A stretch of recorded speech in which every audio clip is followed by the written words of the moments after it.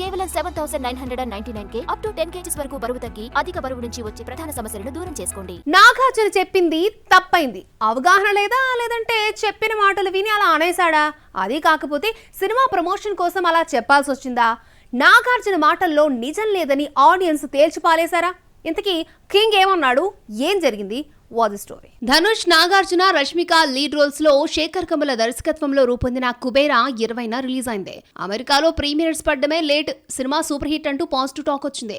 Review writers Dhanush acting కి ఫిదా అయిపోయారు. నాగార్జున ఏజ్ తగ్గ రోల్ చేశాడంటూ మెచ్చుకున్నారు. రష్మిక యాక్టింగ్ బాగుందన్నారు.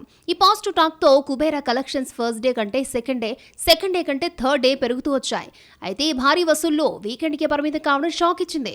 ఈ మధ్యకాలంలో ఇంతలా పాజిటివ్ టాక్ ఏ సినిమాకు రాలేదు. సోమవారం నుంచి కలెక్షన్స్ ఒక్కసారిగా డ్రాప్ కావడం మేకర్స్ కి అర్థం కాలేదు. సినిమా రిలీజ్ అయిన తర్వాత రోజే చిత్ర యూనిట్ సక్సెస్ మీట్ పెట్టి ఆనందం వ్యక్తం చేసింది.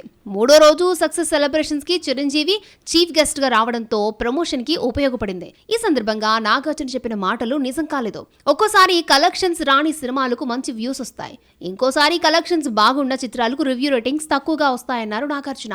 కానీ కుబేర్కు కలెక్షన్స్ బాగున్నాయి, అందరూ పాజిటివ్ రివ్యూస్ ఇచ్చారంటూ సంతోషపడ్డాడు. అయితే ఈ ఆనందం వీకెండ్ కే పరిమితమైంది. తమిళ తంబి ధనుష్ హీరో కావడంతో కుబేరా తమిళనాడులో మంచి వసూలు రాబడుతుందని ఊహించారు. అయితే తమిళనాట బిజినెస్ లో సగం కూడా రాలేదు. సినిమాను 16 కోట్లు కమ్మితే ఇప్పటి వరకు 9 కోట్లు మాత్రమే వచ్చిందని తెలిసిందే. తెలుగు థియేట్రికల్ రైట్స్ 34 కోట్లు కమ్మితే 27 కోట్లు వచ్చింది. ఓవరాల్ గా సినిమాను 66 కోట్లు కమ్మితే ఇప్పటి వరకు 52 కోట్లు రాబట్టింది. వీకెండ్ లో మంచి వసూలు సాధిస్తే తెలుగులో లాభాల్లోకి అడుగు పెడుతుంది. అయితే అందనంత దూరంలో ఉన్న తమిళ టార్గెట్ ని రీచ్ అవుతుందో లేదో చూడాలి మరి.